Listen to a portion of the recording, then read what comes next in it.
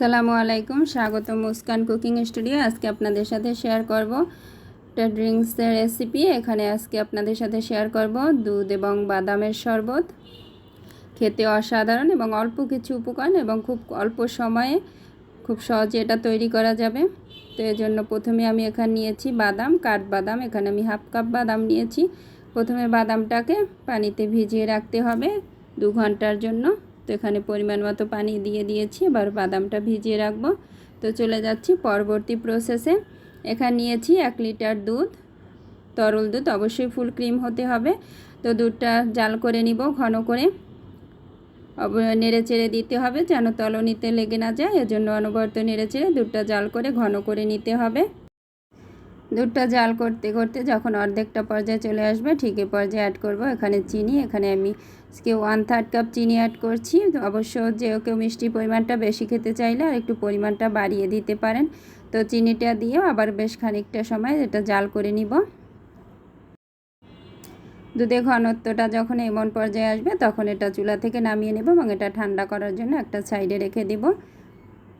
তো চলে যাচ্ছি পরবর্তী প্রসেসে। এ পর্যায়ে এখানে আমি যে বাদামগুলো ভিজিয়ে রেখেছিলাম সেটা খোসা ছাড়িয়ে নিয়েছি।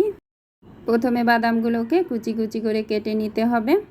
এটা আমি ব্লেন্ড করব। ব্লেন্ড করার সুবিধার্থে এটাকে আমি একটু কুচি কুচি করে কেটে নিব।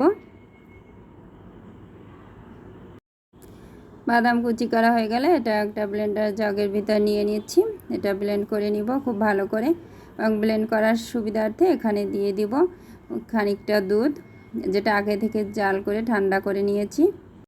প্রথম পর্যায়ে এখানে 2 থেকে 3 চামচের মতো দুধ অ্যাড করছি। দুধটা দিয়ে এটা ব্লেন্ড করে নিব। প্রথম পর্যায়ে অবশ্যই একটু কম পরিমাণ দিতে হবে, তাহলে ব্লেন্ড করাটা খুব ভালো হবে। ব্লেন্ডে এ পর্যায়ে অ্যাড করব কালারটা অপশনাল। এখানে আমি ফুড কালার অ্যাড করছি, অরেঞ্জ কালার 1 চামচের মতো, 1 চা চামচ। তো দিয়ে দিলাম। এ পর্যায়ে ব্লেন্ড করে নিব। ব্লেন্ড করে নিয়ে ফিরে আসছি। বাদাম এবং দুধ একসাথে খুব ভালো করে ব্লেন্ড করে নিয়েছি। এ পর্যায়ে দেখুন স্মুথ একটা ব্লেন্ড হয়েছে। তো এই পর্যায়ে যে বাকি দুধটা আছে সেটাও এর সাথে মিক্সড করে আবারও একবার ব্লেন্ড করে নিব, তাহলে এটা খুব ভালোভাবে ব্লেন্ড হবে। পর্যায়ে বাকি দুধটা দিয়ে আবার খুব ভালো করে ব্লেন্ড করে নিতে হবে। এখানে 1 চা চামচ কেওড়া জল অ্যাড করেছি। কেওড়া জলটা অ্যাড করলে হবে কি খুব সুন্দর শাহি একটা ভাব আসবে এবং খেতেও অসাধারণ লাগে। আমার ভিডিওটা স্কিপ হয়ে গেছে, এজন্য দেখাতে পারছি না। তো ফাইনালি আমার বাদামের শরবতটা তৈরি।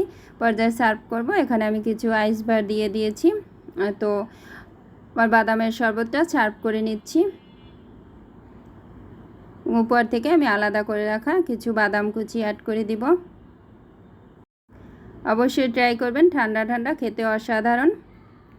এবং কমেন্ট করে জানাবেন কেমন হলো। ভিডিও ভালো লাগলে অবশ্যই চ্যানেলটি সাবস্ক্রাইব করবেন, লাইক দিবেন এবং অল বাটনে প্রেস করবেন, তাহলে আমি যে কোনো ভিডিও আপলোড করার সাথে সাথে সবার আগে পেয়ে যাবেন। তো আজকে মতো বিদায় নিচ্ছি। আল্লাহ হাফেজ।